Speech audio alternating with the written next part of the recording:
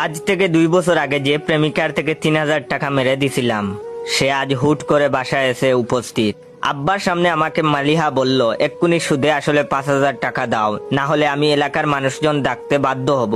আব্বা হুজুর আমার মুখের দিকে তাকায়া জিজ্ঞাসা করলেন, কিরে সত্যি তুই এই মাইয়ার থেকে টাকা নিছিস? আমি আমতা আমতা করে উত্তর দিলাম, জি আব্বা হুজুর। আজ থেকে 2 বছর আগে এই আপুর থেকে 3,000 টাকা নিয়ে গাইবান্ধা ট্যুরে গেছিলাম।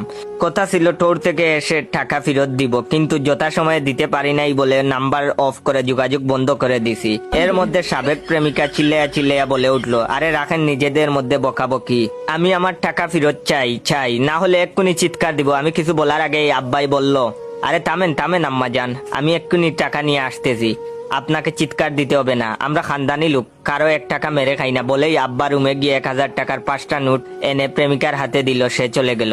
মালিহা চলে যেতেই ফারিয়া, নাদিয়া, সাদিয়া এসে উপস্থিত। এদের দেখেই আমার মুখ শুকিয়ে কাঠ।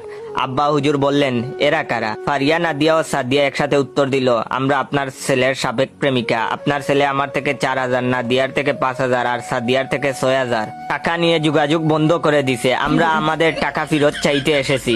আব্বা আমার দিকে তাকায় আমি বলে উঠলাম, ফারিয়ার টাকা নিয়ে সাজেক, নাদিয়ার টাকা নিয়ে কক্সবাজার আর সাদিয়ার টাকা নিয়ে বন্ধুদের সাথে পার্টি দিয়েছিলাম। আব্বা যথাসময়ে টাকা দিতে পারি নাই, এই জন্য ওদের সাথে যোগাযোগ রাখি নাই।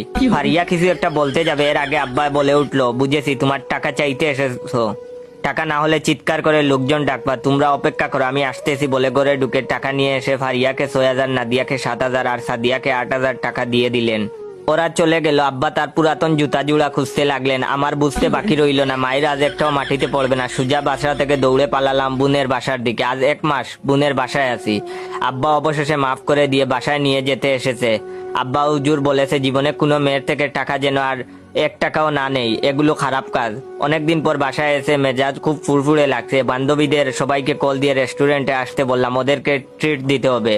ওরা না থাকলে এই ফোনটা কিনাই হইতো না। বিশেষ করে সাদিয়া না থাকলে কিপটা বাপের থেকে টাকা আদায় করার বুদ্ধিটা ওই সাদিয়াই বের করেছে। যাক, অবশেষে ফোনটাও হাতে পেয়ে গেলাম।